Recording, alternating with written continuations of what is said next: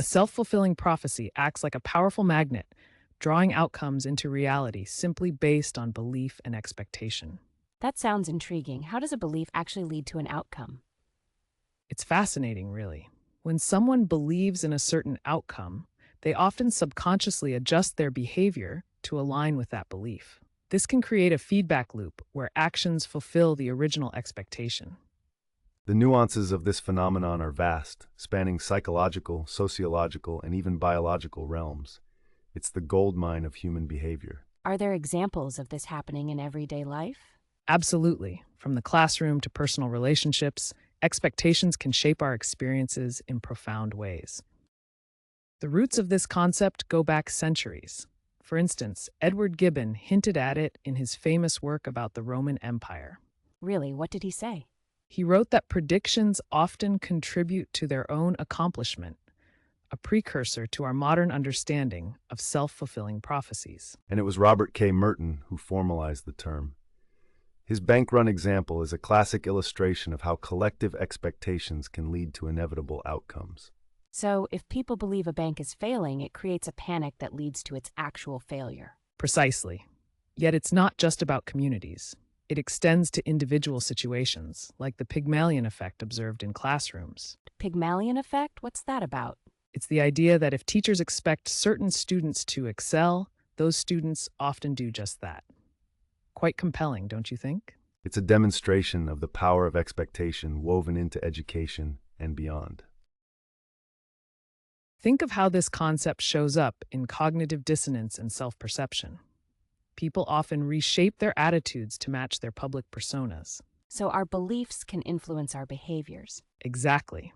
In education, teacher expectations can have a significant impact on student performance. Research confirms that positive teacher attitudes can cultivate improved outcomes for students, enhancing their motivation and performance. What happens if teachers expect less of their students? Unfortunately, that can lead to negative self-fulfilling prophecies, reinforcing stereotypes and diminishing student performance. It's like a cycle that's tough to break.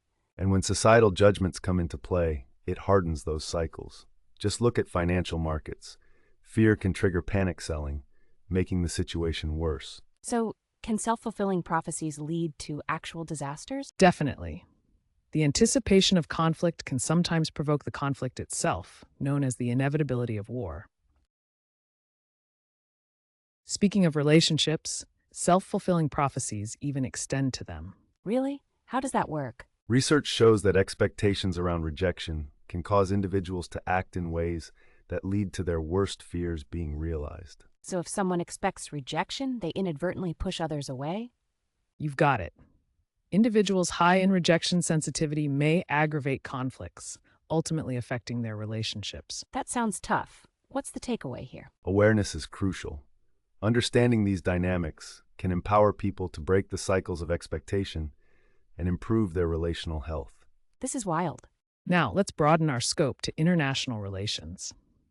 The notion of self-fulfilling prophecies is evident in historical contexts as well. What's a classic example? The Thucydides trap illustrates how the rise of one power instills fear in another, leading to inevitable conflict.